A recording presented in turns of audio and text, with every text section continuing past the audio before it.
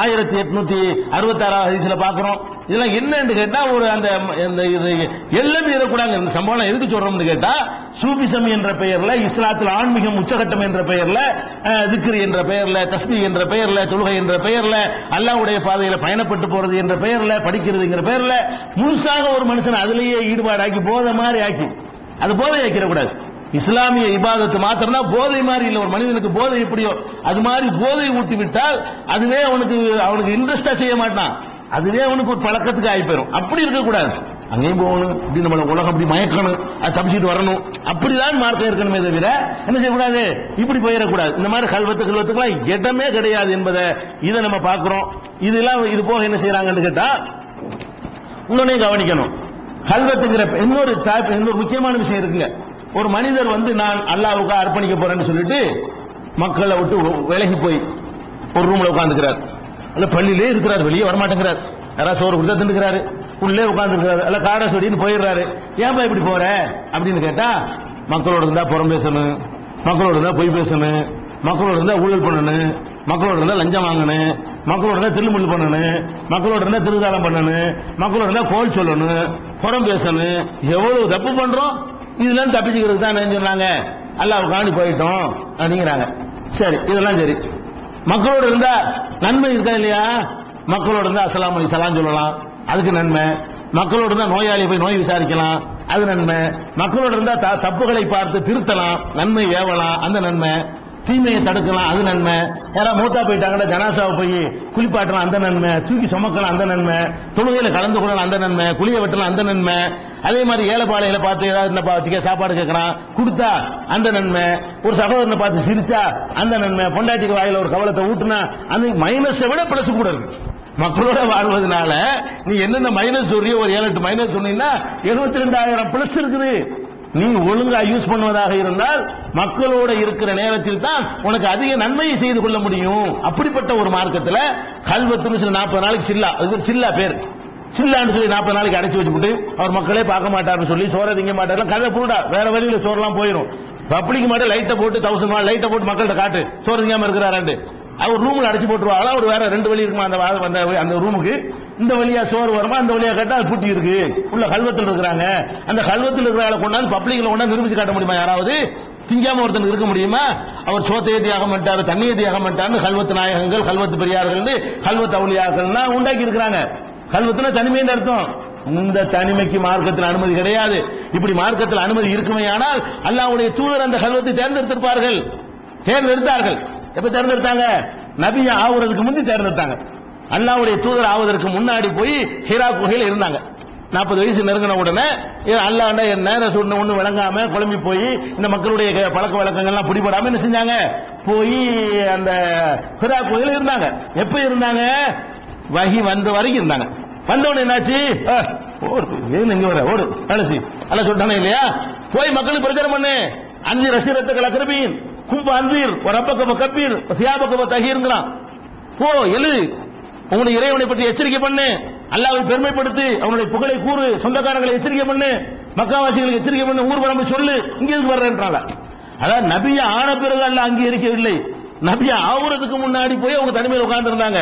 இதுக்கு இல்ல, இது சரியான இல்லப்பா, நீ போய்கிட்டே இருந்த வரைக்கும் சரி. இப்ப இனிமே என்ன செய்யணும்? நீங்க போய் மெசேஜ் வைக்கிட்டான். இந்த ஒண்ணுதான் மார்க்கத்தில் இருக்கு. ஒரே ஒரு கல்வத், ஒரே ஒரு அல்லாஹ்வுக்காக நமக்கு அனுமதிக்கப்பட்டது என்னன்னு கேட்டா ஒண்ணே ஒண்ணு இருக்குங்க. இந்த துறவரம், இந்த தனிமை, அப்படி எல்லாத்தையும் ஒதுக்கி வைப்பது. இது ஒரு சின்ன ஒரு மைல்டு அல்லாஹ் நமக்கு அனுமதிக்கிறான். அது என்ன அனுமதிக்கிறான்? இந்த ரமலான் மாசம் வருது, கடைசி 10 நாள் ஏத்திகாஃப் இவ்வளவுதான் நமக்கு. இந்த 10 நாளைக்கு பள்ளி வாசல்ல இருந்துடுறோம். இந்த 10 நாளைக்கும் குடும்ப வாழ்க்கையில் ஈடுபடக்கூடாது. வீட்டுல என்ன ஆச்சு, வியாபாரம் எவ்வளவு, அது எவ்வளவு கேட்கக்கூடாது. இங்கே உட்கார்ந்துடணும், பள்ளிவாசல்ல இருந்துடணும். போதலாம், தூங்கினா கூட பிரச்சனை இல்லை. பள்ளிவாசல்ல உட்கார்ந்து புறம் பேசாம, கோல் சொல்லாம குர்ஆனை ஓத வேண்டியது, நினைச்சா தொழ வேண்டியது, புத்தகங்களை படிக்க வேண்டியது, தூங்கிற வேண்டியது. எதுல மட்டும் ஈடுபடக்கூடாது? குடும்ப வாழ்க்கை, வீட்டு விஷயம், வியாபாரம் என்ன, சின்ன வியாபாரம் எவ்வளவு பண்ண, மௌன கூட போன்ல பண்ணிக்கிட்டு எவ்வளவு வியாபாரம், பரவாயில்ல சரி அவர் கடன் கொடுத்துட்டியா, அதான் அந்த நிர்வாகம் பண்ணக்கூடாது. இந்த அளவுக்கு ஒரு 10 நாளைக்கு ஒதுங்கினா நீங்க மொத்த லைஃப்ல வருஷத்துல என்ன செய்யலாம்? நீங்க ஒரு 10 நாளைக்கு இவ்வளவுதான் மார்க்கத்துல பொண்டாட்டி விட்டுட்டு வந்துடணும், மத்ததெல்லாம் விட்டுட்டு வந்துடணும். இந்த ஒண்ணுதான் லைஃப்ல. ஒரு தடவை ஹஜ்ஜிக்கு போறோம்ல இஹ்ராம், அந்த நேரத்தில் அது மாதிரி விட்டுற வேண்டியது. நமக்கு ரெண்டே ரெண்டு லைட், சின்ன ஒரு மைல்டான ஒரு துறவரம் ஏறக்குறைய சின்ன அளவுக்கான ஒரு கல்வெட், சின்ன அளவுக்கான ஒரு அந்த அதுதான் மார்க்கத்தில் அனுமதி. அந்த சின்ன அளவு என்ன, ஒன்னு ஏத்துக்காப் என்ற பெயர்ல வருஷத்துக்கு 10 நாள் என்ன செய்யணும், நீ யாருக்குரிய துறவி மாதிரி நடந்துக்கப்பா, முன்னாடி எல்லாம் மறந்துரு, கூட்டம் மறந்துரு, வாசல் 10 நாளைக்கு தான் டெம்பர் தான், 10 நாளைக்கு எல்லாம் செட்டிங் பண்ணி வச்சு உட்கார்ந்து பள்ளியில அது கூட எதுக்கு 1000 மாசத்துக்கு நிகரான ஒரு இரவை அடைந்து அந்த 10 நாள் அறுவடை செஞ்சு பல வருஷங்களுக்கு போதுமானதை நம்ம சேர்த்துக் கொள்வதற்காக வேண்டி லைலத்துல் கத்ருக்காக செய்யறாங்க. அது ஹஜ்ஜிங்கிற ஒரு கடமை, லைஃப்ல ஒரு தடவை, அது கூட கடமை. அப்புறம் கடமை இல்லாம நம்மளா சேரும் செய்ய வேற. அப்படி நீங்க எஹ்ராம் கட்டிட்டீங்கன்னா முன்னாடி உங்களோட சேரக்கூடாது, அந்த மாதிரி அது மாதிரியான விஷயம். அதுல கூட வியாபாரம் பண்ணலாம், பொருள் வாங்கிட்டு வரலாம், அப்படி முழுசா கூட அதுல தவிர்க்கப்படல. மனைவியோட சேரக்கூடாது அந்த மாதிரி இருக்கே தவிர மற்றபடி என்ன இருக்குது, ரமலான் மாசத்துல பகல் காலத்துல சேரக்கூடாது, எவன் போய் பகல்ல சேர்ந்துட்டு இருக்கிறான். அதனால பகல் காலத்துல எல்லாம் வந்து அது பெரிய பழக்கத்துல இல்லாத ஒண்ணு, சோறு தான் பகல்ல திம்பான், அதனால ரொம்ப ரேர் அன்னைக்கே பண்றது. அப்ப பெரிய அளவுல உங்களை லைஃப் விட்டு அப்படி தூரத்துல தூக்கி போடக்கூடிய மார்க்கத்தை அல்லாஹ் தரல. இது சூபிசத்தினுடைய ஒரு விஷக்கருத்து, இருக்கிறத செய்யுங்க, கூட்டாது உங்க இஷ்டத்துக்கு கூட்டாதுங்க, பக்திங்கிற பேர்ல ஆன்மீகங்கிற பேர்ல கூட்டாதீங்கன்னு விளங்கிறேன்.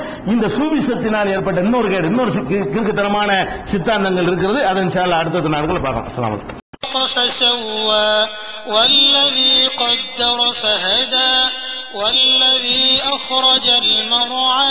السلام عليكم ورحمة الله وبركاته. கண்ணியத்திற்குரிய எல்லாம் வல்ல அல்லாஹ் ஜல்ல ஷானஹு தஆலாவின் நல்லடியார்களே, இஸ்லாத்தின் பெயரால் கட்டுக்கதைகள் என்ற இந்த தொடர் நிகழ்ச்சியில சூஃபிசம் என்ற பெயரால், ஆன்மீகம் என்ற பெயரால் மக்களை மேம்படுத்துகிறோம் என்ற பெயரிலே ஏமாற்றக்கூடிய போலி ஆன்மீகவாதிகள் நிறைய கட்டுக்கதைகளை இந்த சமுதாயத்திலே நுழைத்திருக்கிறார்கள். அந்த சூஃபிசத்தினுடைய ஒரு சில முகங்களை நம்ம இதுவரைக்கும் பார்த்தோம்.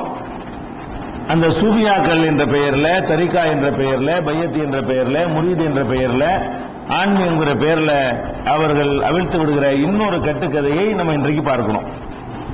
அது என்ன கட்டுக்கதை என்று சொன்னால், நம்ம அல்லாஹ்வை வணங்குகிறோம், அல்லாஹ்வை வணங்கக்கூடிய தொழுகிறோம் என்று வைத்துக் கொண்டோம் என்றால், அந்த தொழுகையில ஈடுபடும் பொழுது முழுமையாக யாருமே ஈடுபட முடிவது இல்லை. தொழுகையில தக்பீர் கட்டி நம்ம நின்றோம்னு சொன்னா அப்பதான் உலகத்தினுடைய நினைவுகள் எல்லாம் நமக்கு வர ஆரம்பிக்குது. கணக்கு பார்க்கிறோம், கவலைப்படுறோம், பல விஷயங்களை பத்தி திங்க் பண்றோம், திட்டம் போடுறோம், எல்லாமே தக்பீர் கட்டின உடனே தான் மனிதனுக்கு நினைவுக்கு வர்றதை பார்க்கிறோம். அதே மாதிரி இந்த உலகத்தினுடைய ஆசாபாசங்கள் எல்லாம் நம்மளை வணக்க வழிபாட்டுகள்ல இருந்து திசை திருப்புறதை பார்க்கிறோம். ரமலான்ல இருக்கக்கூடிய அந்த பக்குவம் ரமலான கடந்த பிறகு இருக்க மாட்டேங்குது. இந்த மாதிரி பலவீனங்கள் எல்லா மனுஷன்டையுமே இருக்குதுங்க. இந்த பலவீனத்தை பயன்படுத்திக் கொள்ளக்கூடிய போலிகள் என்ன செய்யறாங்க தெரியுமா, நீங்க எல்லாம் ஒண்ணு பக்குவம் அடையல, நீங்கள் பக்குவம் தொழுகிறீங்கள, ஒன்று போய் வரைக்கும் தொழுகிறீங்களா, ஈடுபாட்டோட தொழுகிறீங்களா, வேற நினைவே வராமல் அல்லாஹ்வுடைய நினைவுலே அப்படி ஊறி திளைத்து போய் நீங்கள் உங்க வாழ்க்கையை தொழுதிருக்கிறீங்களா? அது மாதிரியான தொழுகை தொழுவதாக இருந்தால் நாங்கள் காட்டுகிற இந்த வழிக்கு நீங்க வரணும், எங்கள்கிட்ட நீங்க பையத்து முரீத் வாங்கணும். அப்படி வாங்கினீர்களே ஆனால் உங்க தொழுகை வேற மாதிரி தொழுகை ஆயிரும். இப்ப நீங்க தொழுவுறீங்க, நீங்கள் ஒழுங்கா தொழுவல. ஏன்னா இது உண்மை, நம்ம தொழுவும் போது வேற சிந்தனைகள் இருக்கிற உண்மை தானே. ஆனா அவருக்கு அது இருக்காதான் டாபிக், அவருக்கு அதான் இருக்கு. அவர் என்ன செய்யறாருன்னு கேட்டா, அதை விளங்கி கொண்டு மனிதன்கிட்ட எல்லாத்தையும் இருக்கிற அந்த பலவீனத்தை பயன்படுத்தி கொண்டு நீங்கள் நல்ல முறையில் உங்களுடைய தொழுகை அமைத்துக் கொள்ளணும்னா, உங்களுடைய இபாதத்துகளை தூய்மையை அமைத்துக் கொள்ள வேண்டும் என்று சொன்னால் நீங்க போற பாட்டை சரியில்லை. அல்லாஹ் தொழுவ சொல்றான், நீங்க தொழுகிற பேர்ல உலகத்து விஷயத்தை எல்லாம் தொழுகையில சிந்திக்கிறீங்க, இந்த தொழுகையத்துக்கு எல்லாம் மூஞ்சில கடாசிடுவான் அப்படின்னு சொல்லி நம்முடைய பலவீனத்தை பயன்படுத்தி கொண்டு அந்த போலியான ஒரு சித்தாந்தத்தை இந்த சமுதாயத்தில் விதைத்துக் கொண்டிருக்கிறார்கள். அதை நம்பிக்கொண்டு நிறைய பேர் என்ன செய்யறாங்க, சரி நம்ம போற ரூட்லாம் சரியில்லை, ஏதாவது ஒரு பெரியார்கள் மகான்கள் கையில போய் கையை கொடுத்து அந்த அக்ரிமெண்ட் எடுத்தா தான் நம்ம அந்த தொழுகை நோன்பு எல்லாம் சீராகும் அப்படின்னு சொல்லி போய் விழுந்து கொண்டிருக்கிற காட்சியை பார்க்கிறோம். ஆனால் இது நம்ம என்ன விளங்கிக்கிற வேண்டும் என்று சொன்னால், இஸ்லாம் நமக்கு தொழுகை கடமையாக்கி இருக்கிறது. இன்றைக்கு ஷேഖ്, பெரியார், முரீது அவங்களை எல்லாம் விட அவங்க எல்லாம் நல்லவர்கள் என்று வைத்துக் கொண்டோம் சொன்னா, அதையெல்லாம் விட நல்லவர் நபிகள் நாயகம் ஸல்லல்லாஹு அலைஹி வஸல்லம் அவர்கள். ஒன்றி போய் ஊறி திளைத்து போய் அப்படிதான் தொழுவணும். அல்ல ரசூல் ஸல்லல்லாஹு அலைஹி வஸல்லம் தொழுதார்கள், ஏனால் அப்படியே உலகத்தில் நடக்கிறது எதுவுமே தெரியாது, அப்படி தொழுவாங்க அப்படின்னு இருந்திருக்குமையானால் இவங்களுடைய ஆர்குமெண்ட் நம்ம ஏற்றுக்கொள்ளலாம். ஆனால் நபிகள் நாயகம் ஸல்லல்லாஹு அலைஹி வஸல்லம் அவர்கள் எப்படி தொழுதார்கள் என்றால், நீங்களும் நாமும் எப்படி தொழுகிறோமோ, தொழும்போது பலவித சிந்தனைகள் வரும், கொஞ்சம் கூட இருக்கலாம். அந்த சிந்தனை நமக்கு அதிகமா வரும், உங்களுக்கு கம்மியா வரும். இந்த மாதிரியான சிந்தனைகளை அறவே வராம இருந்தார்களா? வேறு கவனமே வராத அளவுக்கு அப்படியே தக்பீர் கட்டின உடனே உலகத்தில் எல்லாத்தையும் மறந்து, தாயை மறந்து, தந்தையை மறந்து, பிள்ளையை மறந்து, பொண்டாட்டியை மறந்து, வீட்டை மறந்து, வாசலை மறந்து, தொழிலை மறந்து, சொத்தை மறந்து, சோகத்தை மறந்து ஒரே அல்ல அப்படியே அப்படி நின்றாங்களா? அப்படி ஒரு முறையை ரசூல் ஸல்லல்லாஹு அலைஹி வஸல்லம் கற்று தந்தாங்களா? அப்படி முடியுமா?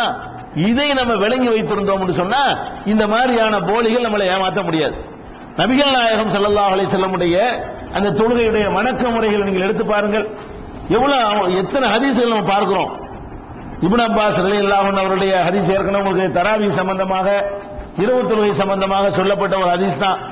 நபிகள் நாயகம் ஸல்லல்லாஹு அலைஹி வஸல்லம் அவங்களுடைய வீட்டில் இப்னு அப்பாஸ் தங்குறாங்க, மைமூனாவுடைய வீட்டில் தங்குகிறார்கள். தங்குற உடனே ரசூல் ஸல்லல்லாஹு அலைஹி வஸல்லம் இரவுல எழுந்து என்ன செய்றாங்க? தொழுகிறாங்க. தொழும்போது இப்னு அப்பாஸ் என்ன பண்றாருன்னு கேட்டா, நம்மளும் ரசூல் ஸல்லல்லாஹு அலைஹி வஸல்லம் பின்பற்றி தொழுவோமே அப்படின்னு சொல்லி நினைத்துக் கொண்டு ரசூல் ஸல்லல்லாஹு அலைஹி வஸல்லம் இடதுபுறமா போய் நிற்கிறார். ரசூல் ஸல்லல்லாஹு அலைஹி வஸல்லம் தொழுதுகிட்டு இருக்கிறாங்க.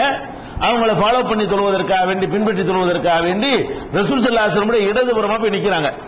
இவங்க சொன்னபடி இப்படி ஊறி ஒன்றி திளைத்து போய் தன்னை மறந்து போய் தொழுவதுதான் ரசூலுல்லாஹி வழக்கமாக இருந்தால், இவர் வந்தது உங்களுக்கு தெரியக்கூடாது, இவர் நின்றதும் தெரியக்கூடாது, அவங்க வாட்டுக்கு தொழுதுட்டே இருக்க வேண்டியதான். இவர் வாட்டு நின்று இருக்கலாம். ரசூல் ஸல்லல்லாஹு என்ன செய்யறாங்க? அவர் வர்றது தெரியுது, இடது பக்கம் நிக்கிறாருங்கிறது தெரியுது. அப்படி என்ன செய்யறாங்க? கையை பிடிச்சி திரும்பி இழுத்து இப்படி பண்றாங்க. வலது பக்கம் இடது பக்கம் நிக்கிற ஆளை பிடிச்சிக்கிட்டு வந்து என்ன செய்யறாங்க? காதை பிடிச்சி திரும்பி முன்னாடி தான் கொண்டு வந்துருப்பாங்க, பின்னாடி வரமாட்டேங்குது. எப்படி கொண்டு வந்தாலும் வரல. இப்படிதான் சாத்தியப்படும். இந்த முன்னாடி இந்த பக்கம் நிக்கிற ஆளை பிடிச்சி செய்யறாங்க, காதை பிடிச்சி திரும்பி இப்படி வந்து நெல்லு வலது பக்கம் நிக்கணும். அப்ப நபி ஸல்லல்லாஹு அலைஹி வஸல்லம் அவர்கள் தனக்கு இடதுபுறமாக நிக்கிற ஒருத்தரை வலதுபுறமாக கொண்டாந்து நிப்பாட்டுறாங்கன்னா என்ன விளங்குது? அவர்கள் எல்லாத்தையும் கவனிக்கிறாங்கன்னு விளங்குது. தொழும்போது உலகத்தை அவனைத்தையும் மறந்து விட்டு அப்படியே மூழ்கி திளைத்து போய் தன்னை மறந்து ரசூல் ஸல்லல்லாஹு அலைஹி வஸல்லம் தொழுது இருப்பார்களே. ஆனால் இவர் இடது பக்கம் நின்றது யார் எப்படி தெரியும்? இடது பக்கம் நின்றால் நின்று போறான்னு இழுத்து கொண்டு வந்து வலது பக்கம் நிப்பாட்டுறாங்க. அப்ப இப்படித்தான் ரசூல் ஸல்லல்லாஹு அலைஹி வஸல்லம் அவர்கள் தொழுது இருக்கிறார்கள்னா அப்படி ஒண்ணு இல்லைன்னு விளங்குது. இந்த சூபியாக்கள் சொல்றாங்களே, அவங்களும் தொழுவதில்லை, ஃப்ராட். அவங்க அவனை இப்படி தொழ மாட்டான், அவன் நம்மளோட அதிகமா கணக்கு பண்ணுவான். நம்மளை ஏமாத்துறதுக்காக என்ன செய்வான்? நாங்க உங்களை பக்குவப்படுத்த போறோம், நீங்க எல்லாம் பக்குவப்படல, நம்ம கிட்ட வந்து அவங்களை பக்குவப்படுத்திடுவோம். வாங்க, நமக்கு மேல அதிகமான கணக்கு பார்க்கிற ஆட்கள் அவங்க தான் இருப்பானுவோம். அதுல இது எங்க இருக்குன்னா புகாரில ஏராளமான ஹதீஸ் இடத்துல இந்த ஹதீஸ் அளவுக்கு எந்த ஹதீஸ் இடம் பெற்றிருக்காது போல இருக்கு. புகாரில மாத்திரம் 117, 138, 183, 697, 698, 699, 726, 728, 859, 992, 1198, 4570, 4571, 4572, 5919, 6316 இவ்வளவு இடங்கள்ல இந்த சம்பவம் இருக்குது. இந்த சம்பவம் இடது பக்கம் நின்ற ஒருத்தரை வலது பக்கம் தொழுது கொண்டிருக்கும் போது ரசூல் ஸல்லல்லாஹு அலைஹி வஸல்லம் தொழுதுகிட்டு இருக்காங்க. இடது பக்கம் நின்ற ஒருத்தரை கொண்டாந்து என்ன செய்யறாங்க? வலது பக்கம் உன காதை பிடிச்சி திரும்பி கொண்டாந்து நிப்பாட்டுறார்கள் என்று சொன்னால், அப்படி இவர்கள் சொல்ற மாதிரி ஊறி போய் ஒன்றி போய் தொழுகிற ஒரு தொழுகை என்பது மார்க்கத்தில் கிடையாது, யாராலும் சாத்தியமாகாது. அப்படி ஒரு தொழுகையை அல்லாஹ்வுடைய ரசூல் நமக்கு தொழுமாறு சொல்லும். அது இயல்புக்கு எதிரானது, மனித இயல்புக்கு அப்பாற்பட்டது. அதை வழங்கிக் கொள்கிறோம். அதே மாதிரி நபி ஸல்லல்லாஹு அலைஹி வஸல்லம் என்ன சொல்றாங்கன்னு கேட்டா, எல்லாரும் சஹாபாக்கள் தொழுவாங்க. தொழுது கொண்டிருக்கும் பொழுது இப்ப ஆண்கள் முன் வரிசையில தொழுவாங்க, பெண்கள் பின்னாடி தொழுவாங்க. இப்படி மேல் தளம் கீழ் தளம் எல்லாம் இப்ப கிடையாது. குடிசையில் எங்களுடைய மேல் தளம் போடுறது நபி ஸல்லல்லாஹு அலைஹி வஸல்லம் காலத்துல எல்லாம் குடிசை, பின்னாடி பெண்கள் தொழுவாங்க, முன்னாடி ஆண்கள் தொழுவாங்க. அந்த தொழக்கூடிய ஆண்களுக்கு போதுமான ஆடைகள் இருந்தது கிடையாது. நம்ம தைக்கப்பட்ட சட்டை, லுங்கி, பேண்ட் எல்லாம் அந்த காலத்துல கிடையாது. ஒரு துண்டை சுத்திக்கிடுவாங்க, அப்படி துண்டை போட்டு கழுத்துல கட்டிக்கிடுவாங்க. போர்வை இப்படி கழுத்துல கட்டினாங்கன்னா அது கீழே வரைக்கும் தொங்கி கிடக்கும். அவ்வளவு தூரத்துக்கு இருக்கணும், முழங்கா முட்டுக்கால் வரைக்கும் அது இருக்கும். அப்ப அவங்க சஜிதாவுல இருந்து எந்திரிக்கக்கூடிய நேரத்தில் பின்னாடி இருக்கக்கூடிய பெண்களுக்கு அவங்களுடைய தொடையெல்லாம் தெரிய வாய்ப்பு இருக்குது. பின்னாடி ஆண்கள் முன்னாடி நிக்கிறாங்க, போதுமான Dress இல்ல, ஒரு துணியை தான் மேல போட்டுட்டு இருக்காங்க. அப்ப பின்னாடி இருக்கிற பெண்களுக்கு அவங்களுடைய ஆண்களுடைய தொடை அந்த மாதிரி பகுதியெல்லாம் தெரிய வாய்ப்பு இருக்கிறதுனால ரசூல் ஸல்லல்லாஹு அலைஹி வஸல்லம் சொல்றாங்க, நீங்க பெண்கள் என்ன பண்ணணும்? சஜிதாவுல இருந்து எந்திரிக்கும் போது லாஸ்டா எந்திரிக்கணும், கொஞ்சம் நேரம் எந்திரிங்க. ஆண்கள்லாம் எந்திரிச்சு உட்கார்ந்த பிறகு நீ எந்திரிக்கணும். நீங்க பாட்டுக்கு என்ன செய்யக்கூடாது? அல்லாஹ்வுக்கு பொண்ணு தலை நிமித்திடக்கூடாது. ஏன்னா ஆண்கள் போதுமான ஆடைகள் அவங்க தொழுவலன்னு சொல்லி ரசூல் ஸல்லல்லாஹு அலைஹி வஸல்லம் அவர்கள் பெண்களுக்கு ஆல்ரெடி முன்னாடியே வழக்கமா ஒரு அறிவுரை சொல்லிக் கொண்டிருப்பார்கள். அந்த அடிப்படையில் தொழுதுருக்கிறாங்க. எதுக்கு சொல்றோம்னு கேட்டா, அந்த பெண்கள் தொழுகிற பெண்களுக்கு இதே போய் பாக்குறாங்கன்னு கேட்க முடியாது, பாப்பாங்க. முன்னாடி போய் பார்க்க தானே செய்வாங்க. இதெல்லாம் சஹாபி பெண்கள் பார்க்கணும். முன்னாடி ஏதாவது இருந்தா கண்ணு